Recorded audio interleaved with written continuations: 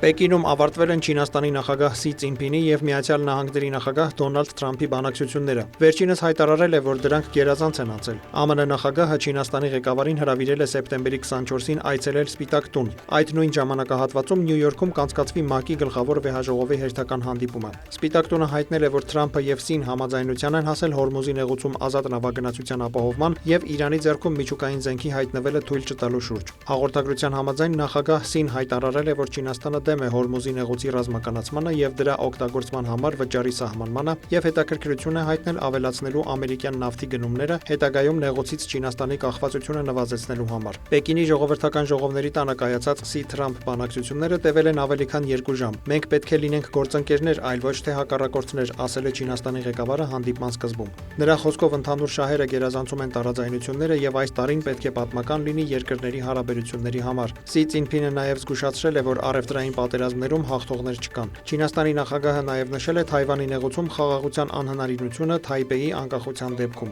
Թայվանի խնդրի հետ կապված գրագետ մոտեցումը կերաշխավորի երկու երկրների միջև կայունությունը, հայտարարել է Սին։ Թրամփը շնորհակալություն է հայտնել չինացի գործընկերոջը ընդունելության համար։ Մենք միասին հիանալի ապագա ունենք։ Չինաստանի եւ Միացյալ Նահանգների միջև հարաբերությունները կլինեն ավելի լավը, քան երբևէ, ասել է Թրամփը։ Ըստ նրա Միացյալ Նահանգները մտադիր է Չինաստանի հետ բիզնես վարել փոխադարձ հիմունքներով։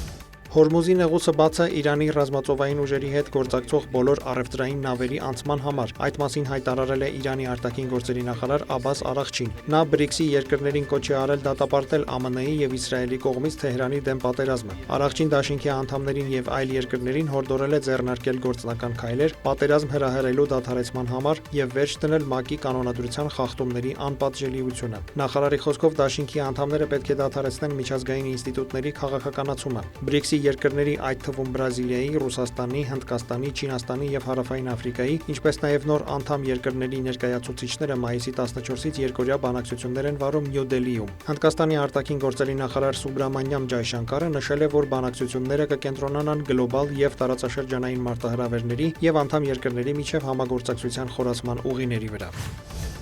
Լիբանանի առողջապահության նախարարությունը հայտարարել է, որ Լիբանանի հարավային շրջաններում իսրայելական ուժերի թիրախավորման հետևանքով 20 նոր զոհ է գրանցվել, այդ թվում երեխաներ։ Այդ մասին հաղորդել է Լիբանանի ազգային լրատվական գործակալությունը։ Առողջապահության նախարարության տվյալներով 2026 թվականի ապրիլի 16-ի հրադադարից ի վեր առնվազն 23 երեխա է զոհվել, 93-ը վիրավորվել։ Իսրայելի բանակը տարհանման հրահանգ է տվել Լիբանանի հարավային եւ արևելյան Բեքահա շրջանի 8 բնակավայրի բնակիչներին։ Հեզբոլլահն էլ հայտարարել է, որ թիրախավորել է Իսրայելի հետ սահմանային գտնվող Ցահալի հավաքատեղին, զրահատեխնիկան եւ տրանսպորտային միջոցները։ Չնայած ապրիլի 16-ին Միացյալ Նահանգների նախագահ Թրամփի հայտարարած հրադադարին, Իսրայելի եւ Հեզբոլլահի միջև բախումները շարունակվում են։ Ըստ Լիբանանի առողջապահության նախարարության, մարտի 2-ից Լիբանանում իսրայելական գործողությունների զոհերի ընդհանուր թիվը հասել է 2896-ի, իսկ վիրավորներինը 8824-ի։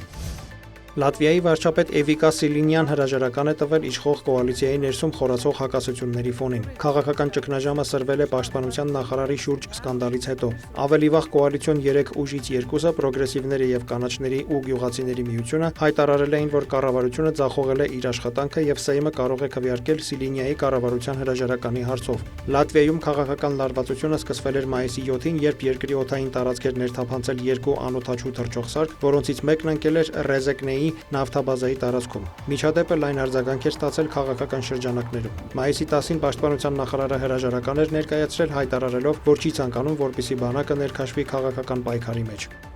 Դավիթ Մուրադյան, լուրեր։